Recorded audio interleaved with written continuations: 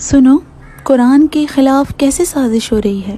یہودیوں نے ایک میٹنگ بٹھائی جس میں وہ کہتے ہیں کہ اگر ہم قرآن میں تعریف کرنا چاہتے ہیں تو ہمیں سنت کو تباہ کرنا ہوگا اور سنت کو شکست دینے کے لیے احادیث کو تباہ کرنا ہوگا، اور احادیث کو شکست دینے کے لیے ہمیں مسلم علماء کی جگہ ایسے علماء بٹھانے ہوں گے جو ہم مقرر کرتے ہیں، جو آیات اور احادیث کی وہ تشریح کریں گے جو 1400 سال کسی نے نہیں کی۔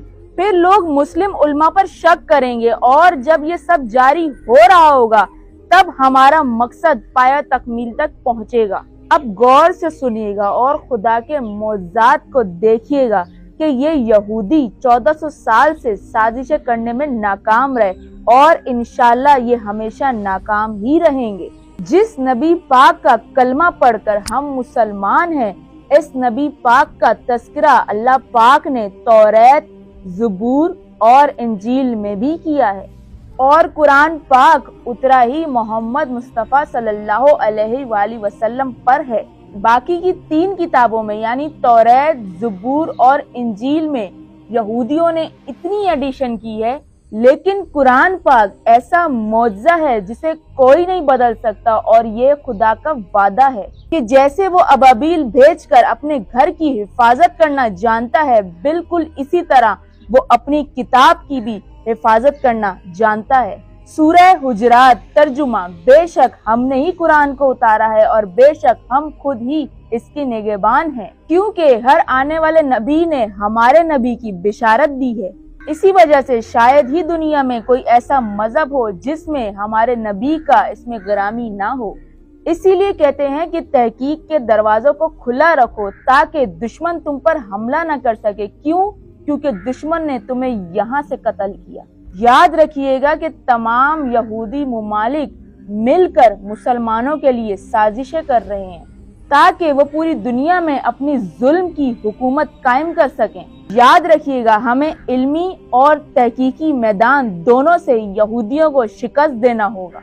اب آگے بڑھتے ہیں۔ جہاں جہاں ہمارے نبی پاک صلی اللہ علیہ وآلہ وسلم کا ہندو کتابوں میں تذکرہ آیا ہے کہ جیسے ویداز میں جہاں ہمارے نبی کا نام ہے، وہاں اہم کو الگ اور ات کو علیحدہ کر کے لکھا ہے تاکہ آخری نبی کا نام ان کی کتابوں سے نکالا جا سکے۔ اسی طرح ریسرچ کرنے پر معلوم ہوا کہ عیسائیوں کی کتاب بائبل میں جہاں جہاں رسول اللہ صلی اللہ علیہ وآلہ وسلم کا ذکر ہے، وہ کسی نہ کسی طرح خیانت کر کے ہمارے نبی صلی اللہ علیہ وآلہ وسلم کا نام نکال رہے ہیں، اور ہم مسلمان ہیں جو خواب غفلت سے بیدار ہی نہیں ہو رہے، لیکن دشمن بیدار ہے، اور بعض آیتوں میں نئے ایڈیشن کے ساتھ عیسائی اس کوشش میں ہیں کہ ہمارے نبی صلی اللہ علیہ وآلہ وسلم کا نام ان کی کتابوں سے نکالا جا سکے۔ توریت کا حوالہ جیوٹرونومی میں اس میں کئی جگہ ہمارے نبی کا ذکر آیا ہے۔ سنیے 33واں چیپٹر ورس 2، غور سے سنیے گا کہ کیا کہتا ہے۔ اس نے کہا کہ لارڈ آیا فاران کی پہاڑیوں سے۔ یاد رکھیے گا کہ فرحان نہیں فاران ہے۔ تو کیا کہتا ہے کہ لارڈ آیا فاران کی پہاڑیوں سے، اور فاران کہتے ہیں مکہ کو۔ اس کی دلیل اگر کوئی عیسائی پوچھے کہ فاران کیسے مکہ ہے، تو فاران ہی مکہ ہے اور مکہ ہی فاران ہے۔ اب اس کی دلیل کہاں سے دیں گے؟ بائبل کا پہلا چیپٹر ہے، 21واں چیپٹر کچھ اس طرح سے ہے۔ اب حضرت ہاجرہ نے اپنی آنکھیں کھولی تو سامنے چشمہ پایا، یعنی کنواں نظر آیا۔ پھر کہتا ہے کہ یعنی آپ نے جلدی سے پانی والا برتن لیا اور اسے بھر کر اپنے بیٹے کو دیا، اور وہ بچہ فاران میں پرورش پایا۔ اب کہاں ہے فاران؟ ذرا ہسٹری چیک کیجئے کہ حضرت اسماعیل مکہ میں تھے، یعنی کہ فاران میں تھے۔ اب ایک نشانی ثابت ہوئی کہ وہ لارڈ کہاں سے آیا، یعنی مکہ کے پہاڑوں سے آیا۔ پھر کہتا ہے کہ یعنی اس کا نور چمکا مکہ سے۔ اب دوسری بڑی نشانی کی طرف بڑھتے ہیں کہ وہ جب مکہ سے آئے گا تو اس کے ساتھ 10,000 کا لشکر ہوگا۔ اب غور سے سنیے گا کہ جب مکہ فتح ہوا تو ہمارے نبی صلی اللہ علیہ وآلہ وسلم کے ساتھ 10,000 صحابہ کا لشکر تھا۔ تو اب وہ تبدیلی کیا کر رہے ہیں؟ وہ 10,000 کو بدل رہے ہیں، کیونکہ یہ ایک حقیقی فگر ہے کہ مکہ میں لارڈ بھی ہے اور 10,000 کا لشکر بھی ہے۔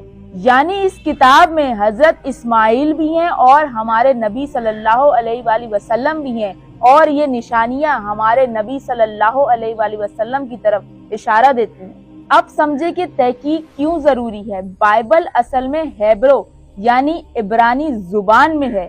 اب اس میں سب سے بڑی خیانت کیا ہو رہی ہے کہ 10 کو ختم اور 1000 کو لکھا جا رہا ہے، اور یہ سب جدید ایڈیشن میں کیا جا رہا ہے، یعنی آنے والی کتابوں میں، اور یہ صرف اس لیے کیا جا رہا ہے تاکہ آنے والی نسلوں کو یہ پتہ نہ لگے کہ محمد مصطفیٰ صلی اللہ علیہ وآلہ وسلم کا ذکر کہاں کہاں ہے۔ اب ایک بڑا اور بہترین جملہ آپ کے نظر کرنے لگی ہوں کہ یہ کچھ بھی کر لیں، دین کا ٹھیکہ پہلے ہی خدا نے لے رکھا ہے، اور جب وہ 1400 سال بعد آنے والی نسل پر اپنے راز کھولتا ہے تو اسے کسی بھی سہارے کی ضرورت نہیں پڑتی۔ کیسے؟ چلتے ہیں حضرت نوح علیہ السلام کی طرف کہ حضرت نوح علیہ السلام کے زمانے میں آنے والے طوفان نے دنیا کا نقشہ ہی بدل کر رکھ دیا، اور ابلیس سمجھتا تھا کہ اب انسان ختم، لیکن یہ نہیں جانتا تھا کہ اللہ کی پلاننگ کے مطابق 18 لوگوں کی بستی سے دنیا دوبارہ آباد ہوگی۔ اور یہ سب جانتے ہیں کہ ہسٹری آف نوح سے یعنی حضرت نوح علیہ السلام کے 4 بیٹوں سے مختلف ملک آباد ہوئے۔ تو یہاں سے معلوم ہوتا ہے کہ کوئی ہے جو نظام چلا رہا ہے اور وہ جانتا ہے کہ نظام کیسے چلانا ہے۔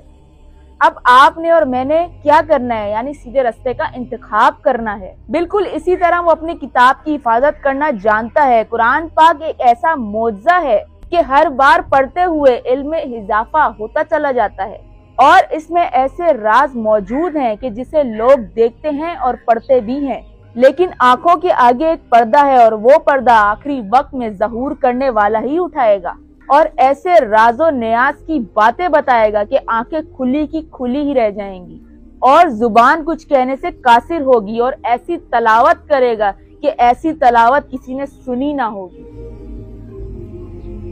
سبحان اللہ